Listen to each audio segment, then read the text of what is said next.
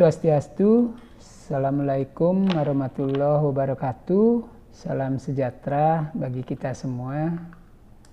Kali ini kita ketemu di part 4 ya. Pada part 3 kita sudah membahas subsistem agribisnis. Nah, di situ kita menemukan permasalahan dalam melaksanakan agribisnis tersebut ya. Maka dari itu, pada part 4 ini kita akan membahas strategi bagaimana kita mengatasi permasalahan agribisnis hortikultura itu. Ya. Di antaranya ada yang pertama ya, permasalahan yang kita temukan pada part 3 itu yaitu kelangkaan daripada pupuk ataupun kalau toh pupuk itu ada, maka harganya yang cukup mahal ya. Nah, hal tersebut kita dapat atasi ya saudara-saudara sekalian dengan memproduksi pupuk kompos ataupun pupuk bokasi sesuai dengan ketersediaan bahan baku setempat, murah dan mudah diperoleh oleh masyarakat tersebut ya. Nah, misalnya di sini ada kotoran sapi misalnya yang ada di lahan mereka yang mudah mereka temukan. Terus kita lalu proses ya saudara-saudara sekalian, kita proses untuk kita jadikan kompos ya. Di sini kita sekalian menerapkan sistem integrasi ya saudara. Nah, sistem integrasi tersebut diantaranya yaitu integrasi tanaman dan ternak ya. Dengan sistem integrasi tersebut kita akan menghindari ya akan adanya limbah-limbah daripada pertanian yang terbuang, karena hal tersebut sudah kita integrasikan. Integrasi yang kita maksud di sini adalah saling memanfaatkan ya. Misalnya tanaman membutuhkan limbah daripada ternak itu. Nah, ternak membutuhkan limbah daripada tanaman. Seperti itu ya. Artinya jadinya saling keterkaitan lah mereka. Saling mendukung itu ya yang dapat kita pahami bersama terkait dengan bagaimana strategi untuk mengatasi kelangkaan pupuk tersebut. Barangkali itu.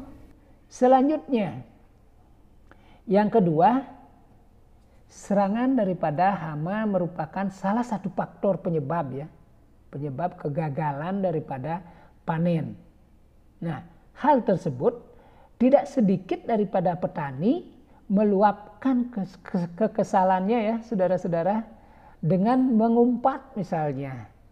Bahkan ada juga yang sampai membiarkan daripada tanaman tersebut terbengkalai saudara-saudara. Ya. Nah, bagaimana mengatasi kesulitan daripada mengendalikan hama? Hal ini dapat kita berantas dengan bekerja sama yang baik ya antara sesama kelompok tani, aparatur pemerintah ya, aparatur pemerintah kita dan kelompok tani kita bersama-sama melakukan daripada pemberantasan hama tersebut. Nah, dapat kita ambil contoh ya, hama tupai ya. Hama tupai, bagaimana kita mengendalikan hama daripada tupai di kebun misalnya. Kalau kita tanaman hortikultura yang sering kita jumpai diantaranya durian ataupun pohon manggis ya, buah manggis dan buah durian tersebut sangat disukai oleh tupai tersebut. Nah, di sini bagaimana? Di sini ya, bagaimana kita mengatasi hal tersebut? Ya, hal ini kita dapat atasi dengan kecerdasan kita. Kita mempunyai akal untuk berpikir, maka dari itu kita bisa menemukan cara ya, bagaimana cara yang efisien untuk mengerjakan sesuatu seperti cara mengatasi hama ataupun hama tupai tersebut. Nah, kali ini apa yang mesti kita lakukan? Yaitu misalnya salah satunya kita menggunakan perangkat elektronik misalnya. Kita suarakan di seputaran situ perangkat elektronik. Apakah itu kita suarakan dengan suara manusia, nyanyian, seperti itu misalnya kita taruh musik di seputaran kebun kita itu. Jadi tupai tersebut akan takut dia ke sana, bahwasanya di situ ada suara-suara ya, suara-suara yang notabene akan membuat mereka tersisih ataupun tidak datang ke tempat tersebut ya. Nah, selain hal itu kita bisa melakukan seperti misalnya apakah berburu tupai ya bersama-sama kelompok, apakah itu seminggu sekali misalnya kelompok tersebut melakukan kegiatan berburu tupai seperti itu ya. Kalau di Bali ya zaman dulu itu masih ada dikenal dengan sistem gropyokan berburu tupai seperti itu. Nah, itu ya. Selanjutnya yang ketiga, kelemahan daripada modal ya. Kita sangat sering mendengar bahwasanya petani-petani itu menemukan kesulitan pada permodalan. Nah, di sini dapat kita atasi dengan akhlak mulia ya.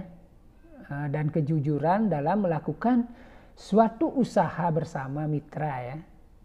Nah, kejujuran sebagai modal dalam usaha dan kecerdasan dalam bertindak dapat mendatangkan laba ya.